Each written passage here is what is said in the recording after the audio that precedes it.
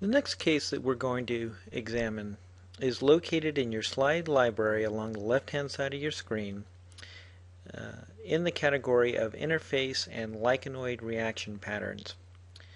If you click on the plus sign, you'll get a drop-down that shows dermatomyositis, and then the slide below that should be Discoid Lupus erythematosus.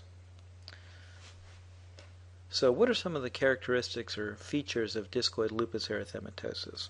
Well, as I've mentioned before, we always want to take a look at our slide from low power to help place the slide within a category of differential diagnosis that can be somewhat more limited. So first, what do we see at low power? The first characteristic that we see is that the epidermis is fairly thin.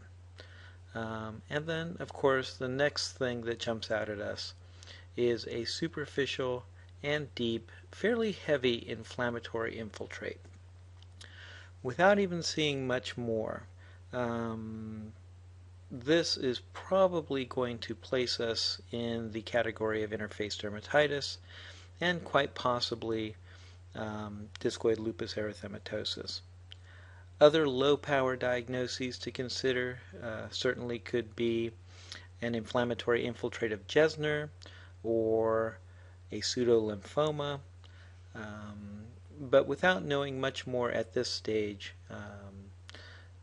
it is very characteristic to see the epidermal thinning with a heavy, superficial, and deep perivascular and periadnexal inflammatory infiltrate in cases of discoid lupus erythematosus. So let's take a look at this specimen on higher power. Now,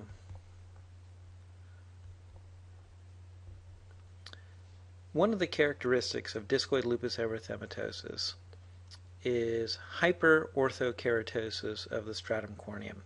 Now, in this particular instance, the stratum corneum shows a somewhat basket weave pattern in some areas, but we can see slight hyperkeratosis towards the central portion of the specimen. The next thing that we begin to observe in this specimen that is characteristic of discoid lupus erythematosus is widening of the infundibuli of the follicle, or the infundibulum of the follicle. And this process, combined with hyperkeratosis, leads us to a characteristic finding of follicular plugging.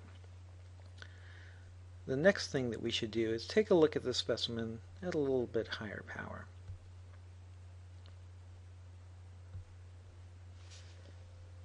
Now, on higher power, we begin to see fairly prominent areas of vacuole or change along the dermal epidermal junction. And at this power, we can really begin to appreciate the flattening of the rete that has occurred. Now, flattening the rete, while certainly is characteristic of discoid lupus erythematosus, is not an uncommon finding in other inflammatory conditions. In fact, any inflammatory condition where there has been persistent chronic inflammation can lead to flattening of the rete over time. But again, here what we're seeing, slight hyperorthokeratosis, vacuolar changes along the dermal epidermal junction, and if we even go a little bit higher, we can start to see that there's sort of a smudged appearance to the basement membrane.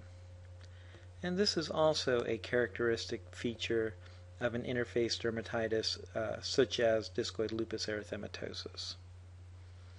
Now we're going to back down to low power and take a look at our inflammatory infiltrate.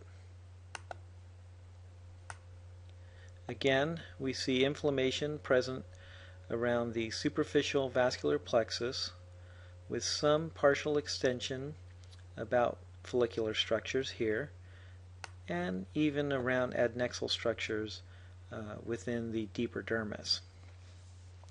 The other characteristic finding that we see, now again on higher power,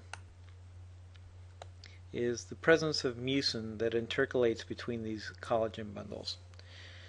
Whenever I suspect a possible case of either lupus erythematosus or discoid lupus erythematosus or even subacute lupus, it's always wise to get a mucin stain, such as a colloidal iron stain, to help verify the presence of increased amounts of dermal mucin,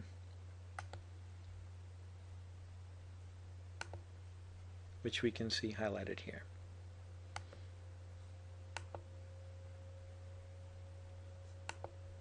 Okay, so what are some other diagnoses that we would consider for this specimen?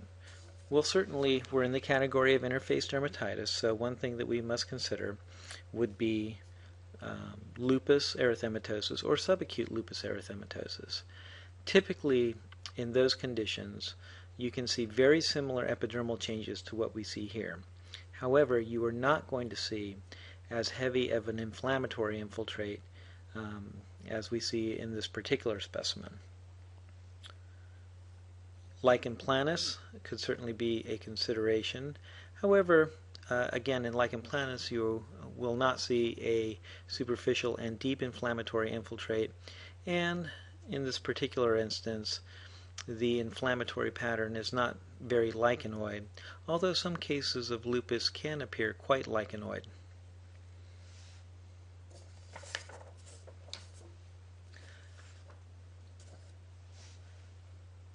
Another condition to consider would be lichen sclerosus, which can show inflammation both superficially and deep.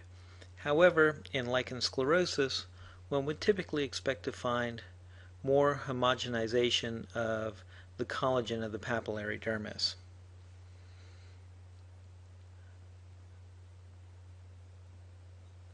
Tumid lupus, or what some people refer to as lymphocytic infiltrate of Jesner, may also show very similar findings to what we're seeing here.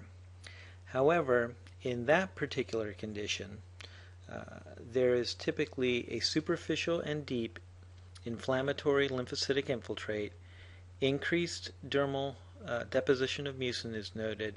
However, you do not typically see the pronounced changes along the dermal epidermal junction with marked vacuolar changes noted here in tumid lupus.